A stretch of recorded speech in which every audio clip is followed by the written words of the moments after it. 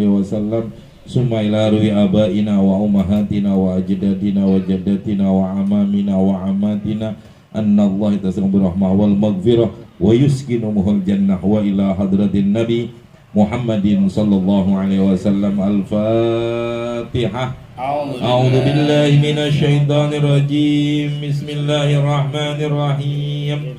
Alhamdulillahi rabbil alamin arrahmanir rahim maliki yaumiddin. Iyyaka na'budu wa iyyaka nasta'in ihdinas siratal mustaqim. Siratal ladzina an'amta 'alaihim ghairil maghdubi 'alaihim waladdallin. Amin. Bismillahirrahmanirrahim. Alhamdulillahirabbil alamin. Assalatu wassalamu ala asrafil anbiya wal mursalin sayyidina Muhammadin wa ala alihi wa ashabihi ajma'in, amma ba'du. Ayyuhal hadirun wal hadirat rahimakumullah, jamaah yang dimuliakan Allah Subhanahu wa taala. Alhamdulillah malam ini kita berada di bulan Rabiul Awal, bulan maulidnya Nabi besar Muhammad sallallahu alaihi wasallam. Mudah-mudahan kita sedang melaksanakan sunnah-sunnahnya Nabi, yaitu untuk hadir di majelis ilmu. Mudah-mudahan kita diakui sebagai umatnya, yang pada akhirnya kita mendapatkan daripada syafaat dari Rasulullah sallallahu alaihi wasallam nanti di yaumil qiyamah. Amin ya rabbal alamin. Kita lanjut di halaman 24. Wahaka an-Nasyiri. Bismillahirrahmanirrahim. Wahaka an-Nasyiri. Imam Nasyiri menghikayatkan an Muhammad ibni Sama'ah annahu, bahwasanya qala, beliau berkata, Imam Muhammad berkata, akuntu arba'ina sanatan, saya selama 40 tahun, lam tafutni at-takbiratul ula, tidak pernah luput dari saya takbiratul ula, yaitu takbiratul ihram. Jadi selama 40 tahun dia hidup, belum pernah dia terlepas atau tertinggal daripada takbiratul ihram. Artinya apa? Ini orang nggak pernah sholat kecuali berjamaah dan nggak pernah ketinggalan satu hari pun. Masya Allah, ya, 40 tahun beratnya kayak gimana? Jadi kalau dikatakan makmum masbuk, ini nggak masbuk, karena yang dikatakan makmum masbuk itu adalah makmum yang ketinggalan takbiratul ihram. Itu yang disebut dengan makmum masbuk. Jadi makmum muwafiq itu makmum yang mendapatkan imam dalam takbiratul ihram. Kalau kita datang imam lagi baca Fatihah, apakah disebut masbuk? Iya, masbuk. Ya.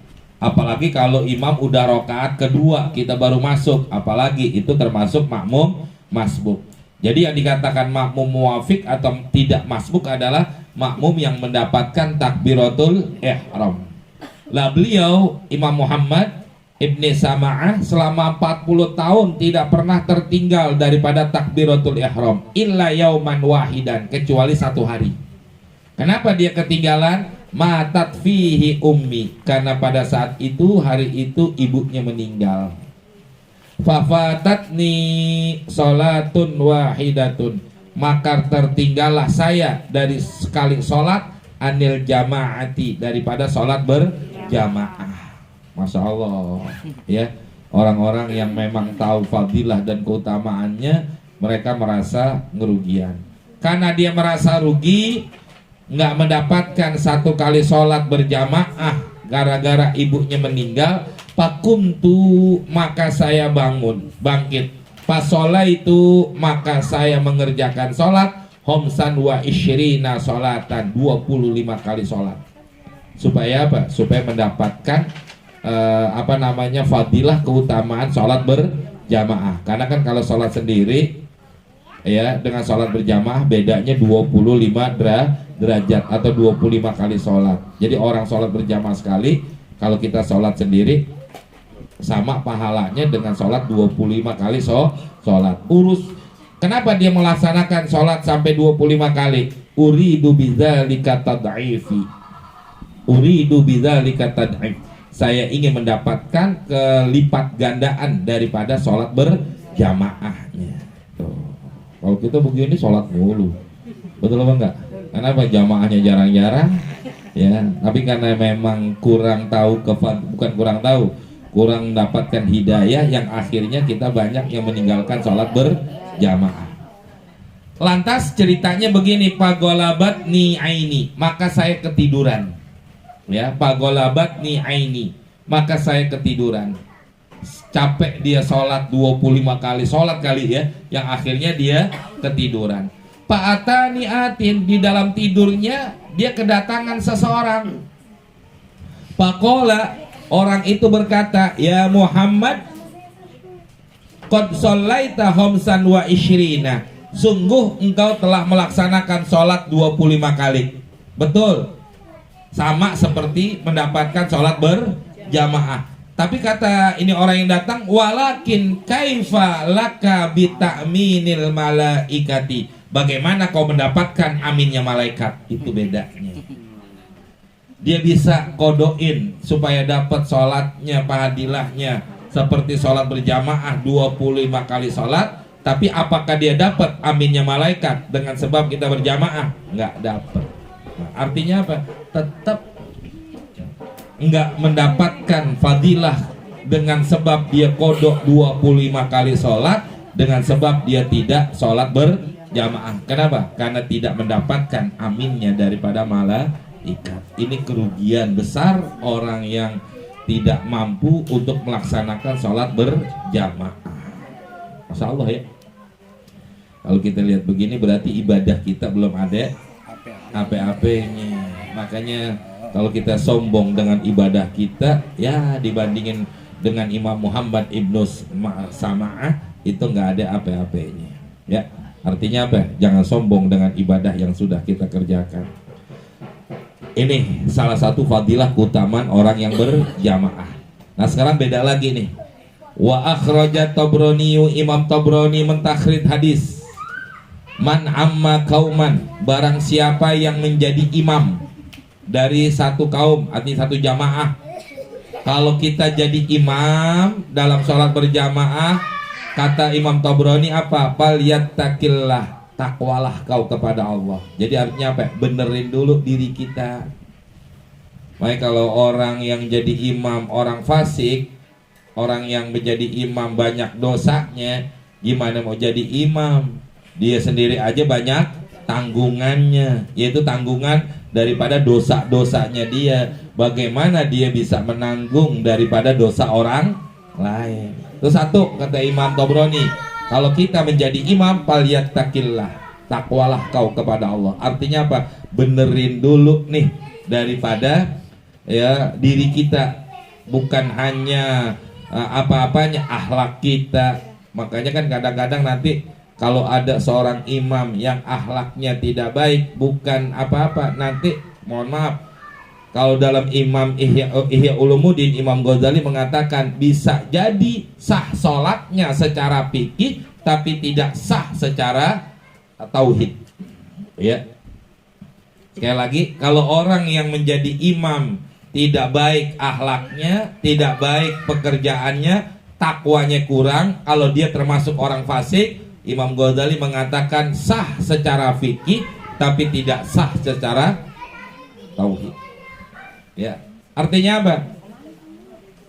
Cuma menggugurkan kewajiban tapi nggak dapat sirnya, nggak mendapatkan keberkahan daripada sholat tersebut, nggak memberikan asar, nggak memberikan pengaruh. Kalau orang itu menjadi imam tapi dia sendiri tidak baik akhlaknya. Di sini jamaah, kuncinya adalah bagaimana kebaikan hati kita, kebersihan hati kita. Kalau orang itu pengen jadi baik, maka kalau kita ingin menjadikan orang itu baik gara-gara kita, caranya gimana? Baikin dulu diri kita, artinya benerin dulu, bersihin dulu diri kita, barulah nanti akan memberikan dampak yang baik kepada orang. Tapi kalau kita aja nggak baik, diri kita aja kotor, bagaimana memberikan kebaikan sama orang lain? Orang diri kita aja kotor. Kalau kitanya kotor, orang yang ngikut kita, orang yang dekat kita pasti kotor juga. Tapi kalau kitanya baik, kitanya harum, kitanya wangi, kitanya bersih, orang yang dekat kita akan bersih. Kan begitu. Itu mafhumnya yang bisa dipahami seperti itu. Zohirnya aja kayak begitu, apalagi secara batiniahnya. Maka disinilah kata Imam Tabrani, kalau kita mau menjadi imam dalam sholat, falyattaqillah. Satu. Yang kedua, waliya'lama, hendaklah dia belajar ilmunya. Bagaimana cara syarat-syarat sholat, bagaimana rukun-rukun sholat, bagaimana adabnya sholat, bagaimana tata cara dalam sholat berjamaah, bagaimana menjadi seorang imam dalam aturan-aturannya dan lain-lain sebagainya. Tuh, jadi nggak gampang. Kalau kita malah orang pada pengen, bukan nggak boleh, silakan kita menjadi imam, afdol, pahalanya besar, fadilahnya banyak dan lain sebagainya. Kenapa demikian? Kata Imam Tabrani, harus dia bertakwa dan dia belajar ilmunya. Annahu, bahwasanya yang namanya imam dalam sholat itu dominun, orang yang bertanggung jawab. Dia sebagai domin, dia sebagai jaminannya. Dia sendiri sebagai jaminannya. Satu. Yang kedua, mas'ulun lima domina, dan dia bakal ditanya dari orang yang dijaminnya. Maksudnya makmum. Jadi kita sebagai penjamin, makmum ini orang yang dijamin. Nanti kalau yang menjamin aja nggak dipercaya, yang dijamin aja nggak baik, yang menjamin aja tidak punya kemampuan, bagaimana dia bisa ya ditanya tentang orang-orang yang dijaminnya? Kan nggak mungkin di situ. Tuh. Ya. Wa in ahsana kana lahu minal ajri, dan dia akan mendapatkan sebaik-baiknya karena bagi orang tersebut minal ajri, daripada pahala, mislu ajri man sholla khalfahu, seperti pahala orang yang sholat di belakangnya. Artinya apa? Berapa banyak nih makmumnya? Nah, segitu banyak pula pahala yang didapat oleh seorang imam. Min ghairi ayyan kuso min ujurim syai'an, tanpa dikurangi sedikit pun pahala daripada makmumnya. Tapi imam yang bagaimana? Imam yang ittaqillah wa ya'lam. Ya, imam yang bertakwa dan imam yang punya ilmunya. Karena kan banyak jamaah sekarang kadang-kadang ada begini kan, yang pernah kita bahas dulu ya. Imam lupa duduk tahiyat awal. Lupa nih. Hukumnya apa? Duduk tahiyat awal. Rukun apa sunnah? Duduk tahiyat awal. Sunnah. Sunnah apa? Sunnah abad. Lupa dia. Allahu Akbar, kebudur diri. Makmum nih kita orang laki, kalau imam lupa baca apa? Subhanallah. Kalau perempuan kan begini aja ya tepuk tangannya. Bukan tepuk tangan begini. Begini tepuk tangannya, batal. Kalau begini berapa galakan? Ya, itu kan ada aturannya juga. Kalau dia begini, dia 1, 2, 3, batal udah sholatnya. Kalau dia begini kan nggak ada gerakan. Ya, kita baca dah subhanallah, imam udah diri, dengar makmum baca subhanallah, tuh imam duduk lagi. Batal nggak? Batal. Karena udah diri. Diri hukumnya apa? Dalam sholat rukun. Tahiyat awal sunnah, mengejar sunnah, meninggalkan rukun. Batal sholatnya. Nah, kalau nggak ada ilmunya gimana? Terusin, kan begitu. Nah, makmum yang nggak tahu juga gimana? Terusin juga. Sama, waktu itu pernah beberapa minggu yang lalu, nggak jauh dari tempat kita tinggal nih. Saya nggak sebutin masjidnya. Kalau saya sebutin pasti kenal semua. Jadi pada saat itu lagi ada acara, selesai dari maghrib sampai isya acaranya. Saya yang ngisi. Selesai sholat isya tuh kadang-kadang jam 8 lah. Jam 8 baru kita sholat isya. Karena ada imamnya, ada imam rawatibnya, dan juga dia termasuk hafiz. Ya. Kuliahnya nggak jauh dari sini. Tahu dah ya. Udah. Kiai, ada imamnya. Oh ya udah, silakan, saya bilang. Enakan lagi, nggak keluar suara saya kan gitu ya. Udah, saya di belakang imam nih sholat. Saya bilang nih Hafiz apa? Cakep suaranya. Nah Hafiz, ya. Baca selesai dia baca Allah. Bukan Hafiz nih. Hafiz ini bisa apaan loh? Bisa bikin anak doang. Sini ada nggak? Yang penting kan bisa. Ini nggak ada. Lu mana Bim? Ada. Oh iya ada, nggak lihat. Akhirnya cerita singkatnya gimana jamaah, pas waktu dia sujud, kan kalau sujud kakinya harus begini, minimal jempol. Lagi sujud kakinya begini jamaah, semua, ya begini semua. Udah, pas duduk sujud lagi kan, kakinya begini lagi. Udah saya lihat mau parokoh aja, sah nggak sholatnya? Kan nggak. Kenapa sujudnya? Karena ini termasuk anggota sujud yang wajib di minimal kan jempol aja gitu ya, minimal jempol aja dah. Ini enggak, mending dia begini aja udah nggak sah. Apalagi dia begini. Udah saya niat muparokoh, selesaiin sholat sendiri. Selesai sholat, kebetulan yang di samping kiri saya nih ketua DKM-nya. Saya bilang sama Pak Haji, mohon maaf, tadi imam sholatnya nggak sah tuh. Mau apa Ustadz? Emang Pak Haji nggak lihat kakinya begini lagi sujud? Oh begitu? Iya nggak sah. Bilangin tuh jamaah semua. Kalau begitu tanggung jawab. Bilangin juga ke makmum, bilangin juga ke makmumnya bahwa itu sholatnya kagak sah. Saya bilang begitu. Akhirnya apa? Mungkin ditegur kali ya. Dia nanya sama imamnya. Karena kita habis sholat isya gitu kita ada rapat taman kita makan, dia ngomong gini, Ustadz, dia nggak begini kakinya karena nggak nyampe, karena panjangan badan daripada kaki, emang orang nggak begitu tinggi. Saya bilang Pak Haji nggak mungkin, yang namanya orang begini kaki begini aja, jangan alasan gara-gara badan lebih panjang daripada kakinya, nggak mungkin, nggak bisa, coba suruh. Saya kalau gitu aja udah, bisa apa enggak? Bisa. Nah, itu alasan. Itu gimana? Tanggung jawab ente Pak Haji DKM. Saya gitu aja. Ustadz, makanya saya selesai rokaat itu saya langsung niat mufarokoh. Pantes Ustadz kok sudah danur sholatnya. Nah iyalah, kagak bener sholatnya saya kata. Artinya apa? Ini dari sini aja banyak di antara kita imam yang kagak paham tentang ilmu tentang keimaman, aturannya bagaimana, rukun-rukunnya. Makanya di sini dikatakan oleh Imam Tobroni, maka itu imam akan ditanya daripada orang-orang yang di belakangnya. Nanti kalau makmum kagak bener bacaan Fatihahnya, yang tanggung jawab siapa? Imam. Kekurangan sholatnya makmum yang bertanggung jawab siapa? Imam. Kan begitu. Makanya dikatakan mas'ulun lima domina. Kalau dia benar, dia bagus, dapat pahala sebanyak orang yang ada di belakang jamaahnya, ya. Tapi wa makana min naqsin, manakala tuh imam ada kekurangan, fahuwa alaihi, maka tanggung jawab semuanya imam. Masya Allah.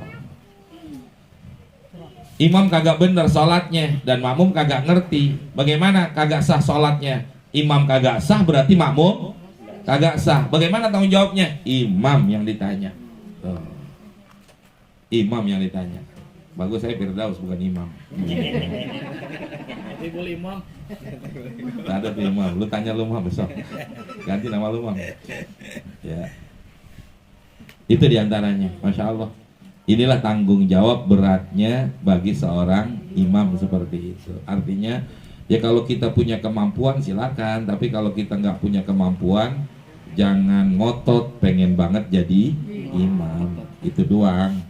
Ya, ini kadang-kadang ya cegukan. Tahu cegukan? Gua nggak jadi imam, gua nggak sholat lagi di situ. Nah, repot yang begitu. Itu ya, itu tanggung jawab. Berikutnya Imam Abu Syekh an Abi Hurairah, ar-rahmatu, rahmat Allah, tanzilu, turun alal imami, di atas imam. Jadi rahmat Allah turunnya melalui imam dulu. Setelah dari imam, summaman ala yaminihi, kemudian orang yang di belakangnya, yang sebelah kanan. Makanya ke sini, kanan dulu. Makanya kalau kita paham, nih makmum paham, dia ngambilnya ke kanan dulu. Kalau memang kanannya belum penuh, ya.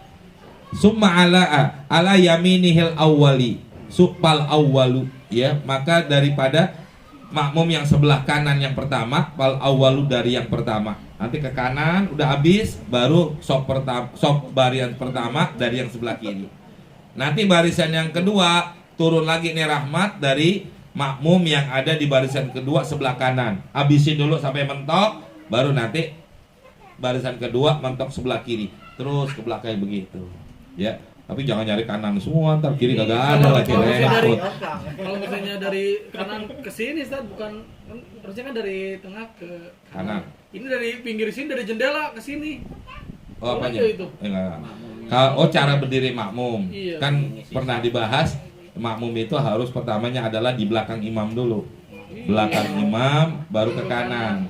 Nanti dari belakang imam baru ke kiri. Begitu juga nanti baris kedua, belakang makmum yang pertama ke kanan dan ke kiri. Harus sebegitu dan lain sebagainya. Sebenarnya banyak aturan ya dalam sholat berjamaah. Kita diri diri kita nggak sejajar aja, nggak rapi aja, itu udah mengurangi bahkan menghilangkan daripada pahala berjamaahnya. Ya, saya nggak bahas terlalu panjang. Nanti ada bahasan khusus tuh di dalam kitab Nasoihud Diniyah, panjang bahasan tentang dalam sholat demikian. Wa Tabrani, Imam Tabrani mentakhrid hadis antolha ayyuma rajulin, seseorang yang mana saja amma kauman menjadi imam dalam sholat berjamaah, wahum sedangkan makmumnya lahu kepada imam karihun, benci, nggak demen, nggak senang. Makmumnya nggak demen sama imam, tapi ini nggak demennya karena urusan akhirat, bukan urusan dunia. Wah, demen imamnya kenapa? Gue pinjam duit nggak dikasih, itu urusan dunia, beda lagi. Kenapa? Tuh imam gua demen banget. Kenapa? Gue minta anaknya nggak dikasih. Nah, itu urusan dunia namanya. Tapi urusan akhirat, imam akhlaknya nggak baik, imam kemana-mana suka pakai celana pendek, imam. Oh enggak. Sarung mulu. Sarungan, sepatu aku banyak. Sarungan mulu sih. Ya, imam, ya macam-macam lah perbuatan nggak baik, ya. Nah itu namanya benci karena akhirat, benci karena perbuatan akhirat. Manakala makmumnya nggak demen kepada imam karena urusan akhirat, lam tajawaz sholatuhu uzunaini, maka tidaklah melewati sholatnya daripada kedua kuping. Artinya apa? Nggak diterima. Udah nggak dapat apa-apa, cuma gugur kewajiban, tapi nggak dapat pahala, nggak dapat rahmat, nggak dapat keberkahan daripada sholat berjamaahnya. Kenapa? Karena makmumnya benci kepada imamnya. Naudzubillah min dzalik. Maka kita juga tahu-tahu diri dah kan begitu. Harusnya kalau kita mau jadi imam nih, kira-kira orang pada demen nggak sama saya nih dalam urusan saya. Makanya tadi dari awal apa? Ittaqillah, takwa dulu. Ya, benerin dulu akhlak kita, benerin dulu pribadi kita, barulah kita menjadi imam. Kalau kitanya sendiri nggak baik, tapi orang kita maju aja menjadi imam, takutnya apa? Orang pada benci. Orang kalau udah pada benci ke situ, kesian, sholatnya nggak dapat apa-apa dari sholat yang dia kerjakan. Kalau benci karena bacanya kurang, itu bukan harus benci, memang harus ditolak. Kenapa? Karena bacaannya nggak benar. Kenapa? Yang saya bilang tadi, nggak sah sholatnya. Kalau nggak sah sholatnya, ya udah mendingan kan kayak begini. Kalau kita tahu ini imam bacanya nggak benar, ya, artinya makhraj hurufnya nggak pas, kita tahu nih pasti. Atau kita tahu imam nih kalau sujud kayak tadi, bener ya, kalau sujud kakinya begini, kita tahu pasti dia begitu. Dikatakan dalam ilmu fikih apa? Kita nggak boleh menjadi makmumnya, nggak boleh kita menjadi makmum yang mana imamnya kita tahu tidak benar dalam syarat dan rukun-rukunnya sholat. Maka termasuk nanti kan begini dalam hadis Nabi, saya lupa bunyinya, dikatakan adalah tidak sah, kurang lebih ya, tapi lupa bunyi hadisnya, tidaklah sah orang sholat, tidaklah sah makmum manakala yakin akan tidak benarnya sholatnya, akan tidak benar sholatnya imam. Jadi sekali lagi, tidaklah sah makmum sholatnya manakala makmum itu tahu akan tidak benar sholatnya imam. Kita tahu nih imam bacaannya Fatihahnya nggak benar. Tapi tetap kita jadi imam. Bagaimana hukumnya? Nggak sah sholat kita. Bagaimana? Sholat lagi selesai sholat. Sama seperti tadi saya bilang, imam kakinya begini. Kita tahu nih imam kalau sujud kakinya begini. Dan kita tahu dan kita yakin. Terus tetap aja kita jadi imam. Tetap aja kita jadi makmum. Nggak sah. Selesai sholat, sholat lagi. Harus begitu. Itu dalam hukum fikihnya. Apalagi yang lain-lainnya. Dan ini yang menjadikan apa? Tanpa sepengetahuan kita itu, ya. Atau imam auratnya kebuka dalam sholat, kita tahu, kita tetap harus niat mufarokoh, nggak boleh melanjutkan jadi makmumnya. Kalau kita tetap jadi makmum, bagaimana? Selesai sholat, sholat lagi. Karena sholat yang kita tadi berjamaah dianggap tidak sah. Kan tanggung jawab imam. Nah kita tahu imamnya nggak benar, kenapa kita ikutin? Kan begitu. Betul. Nah, ini tanggung jawab masing-masing, ya. Berikutnya, ya, wahwa dari Imam Tabrani an Murtad al-Ghanawi, inna sirrakum, sesungguhnya sir kamu. Sir itu apa ya? Bukan sir rahasia di sini sebenarnya. Apa ya bahasanya yang enak? Keberkahan. Ya, sir itu keberkahan kamu. Antuk bala sholatukum, ya, akan diterima sholat kamu. Fal yu'ammikum ulama hukum, maka jadikanlah imam di antara engkau para ulamanya. Jadi kalau kita mau mendapatkan sir daripada rahasia keberkahan dalam sholat kita, supaya diterima sholat kita, fal yu'ammikum ulama hukum, maka jadikanlah imam di antara engkau siapa? Ulama hukum, ulamanya.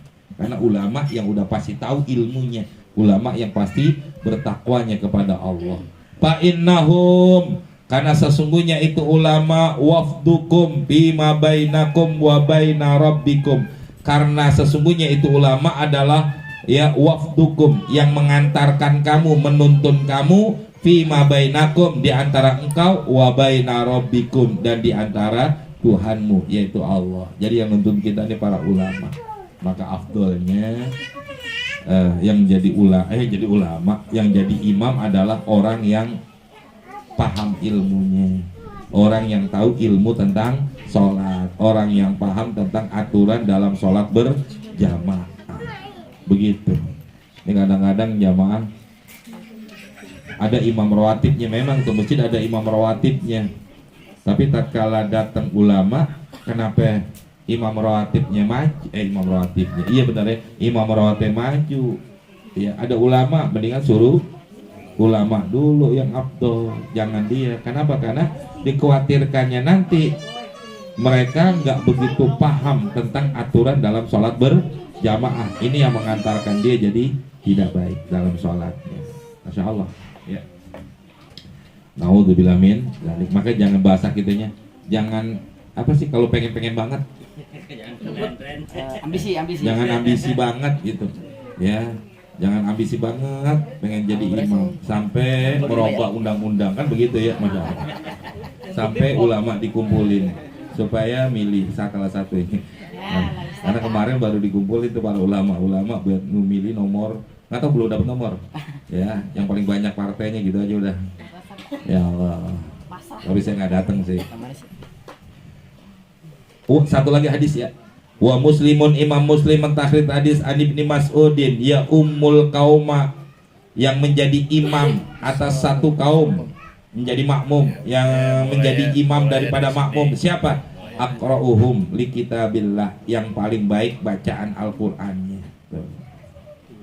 Ya, Aqra di sini bukan kalau qori'nya bukan, tapi yang paling baik daripada bacaan Al-Qur'annya.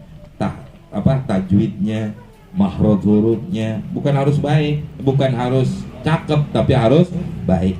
Fa in kanu fil qiraati sawaun, apabila mereka semua bacanya sama, cakep semua, makhraj hurufnya. Kenapa? Satu guru satu ilmu.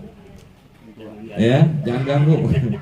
Fa'alamuhum bisunnati, yang paling tahu tentang sunnah-sunnahnya Nabi, yang paling mengamalkan daripada sunnah Nabi. Fa in kanu fi sunnati sawaun, apabila mereka di dalam sunnahnya Nabi sama, fa aqdamuhum hijratan, maka yang paling dulu di antara mereka ikut hijrah. Fa in kanu fil hijrati sawaun, apabila mereka dalam hijrah sama juga, fa aqdamuhum sinnan, baru yang paling dulu yang didahulukan adalah umurnya, baru bukan umur yang tua dulu. Harusnya yang paling yang paling tahu ilmunya dulu. Nih tuanya, buat apa tahu tua cuma kejemur? Ya, mendingan muda tapi ada ilmunya, kan begitu jamaah. Wala ya'manu rajulan fi sultanihi. Nah, ini adab. Ini namanya adab nih, Pak, jamaah. Ini adab. Ya. Wala ya'manu, janganlah menjadi imam rajulun, seseorang, rajulan akan orang lain, fi sultanihi, di tempat tinggalnya orang. Ini kayak saya nih tinggal sini. Jangan, kalau nggak disuruh jangan maju-maju aja. Gue ulama nih, gue kiai nih, gue ustadz nih, gue harus jadi imam. Jangan. Memang bagusnya begitu, yang jadi imam tuh ulamanya. Tapi kalau di tempat orang lain, jangan. Tuh apa abdolnya yang punya wilayah. Tapi kalau yang punya wilayah nyuruhin, nah baru tuh yang makanya saya bilang tadi. Ada imam rawatib, ada ulama. Bagusnya gimana? Yang imam rawatib nyuruhin ulamanya. Jangan ulamanya mencak maju aja. Lu siapa sih? Gue kan ulama nih, gue jadi imam. Kata yang imam rawatib, lu ulama, gue ubaru. 16 Ulama baru nih. Lu gak punya nasab, gue punya nasab. Jadi. Nah, di situ maksud jamaah, ya. Maka dikatakan wala ya'manu rajulan fi sultani wala yajlisu fi baitihi ala, ya, dan janganlah kau duduk fi baitihi, di rumahnya, ala takromatihi, ya, ala tikromatihi, di tempat kehormatan, di tempat yang terhormat. Artinya begini jamaah, kalau kita datang ke satu tempat, ke satu rumah, jangan mencap duduk. Apalagi kita nggak tahu kan, kayak begini nih, ruangan begini nih. Kan ada kadang-kadang tuan rumah punya tempat duduk khusus. Tuan rumah nih, tuan rumahnya, ini tuan rumah biasa duduk di sini nih. Ya, kita kalau mau namu kemanapun jangan duduk dulu, kecuali disuruh. Silakan Pak, Bu, duduk. Iya, ini belum suruh duduk. Lihat di meja ada makanan, makan. Ya, illa biiznih, kecuali dengan izinnya. Kalau dia izinin boleh, kalau enggak jangan. Wal ukaili wallahu alam bisawab. Cukup ya? Saya mau nanya, Ustaz. Ya, silakan. Saya punya pengalaman waktu itu saya sholat maghrib, karena sudah selesai, saya akhirnya kan sholat sendiri itu, karena sudah pada bubaran. Tiba-tiba saya sholat sendiri, ada makmum yang ikut tapi nggak menyentuh badan saya, tiba-tiba ikut aja. Saya kan jadi nggak tahu. Yeah. Begitu saya salam, udah ada 5 orang di belakang saya. Sebenarnya apa namanya gini, nepuk itu cuma isyarat. Artinya pemberitahuan aja, pemberitahuan bahwa kita dijadikan imam oleh si makmum. Kalau seandainya tidak diberikan isyarat begini, apakah orang yang sholat di belakang kita sah menjadi makmum? Tetap sah, karena itu bukan syarat dan itu bukan rukun di dalam sholat berjamaah. Kalau kita diri aja dan ada orang di belakangnya, otomatis secara tidak langsung kita jadi imam, ya, walaupun tanpa diberikan isyarat, pemberitahuan. Karena di tepok ini cuma pemberitaan doang, ya, pemberitahuan bahwa kita menjadi makmumnya. Tapi kan saya jadinya nggak baca surahnya, nggak kencang. Iya. Iya, itu. Nah, itu juga kan termasuk perkara sunnah juga kan begitu.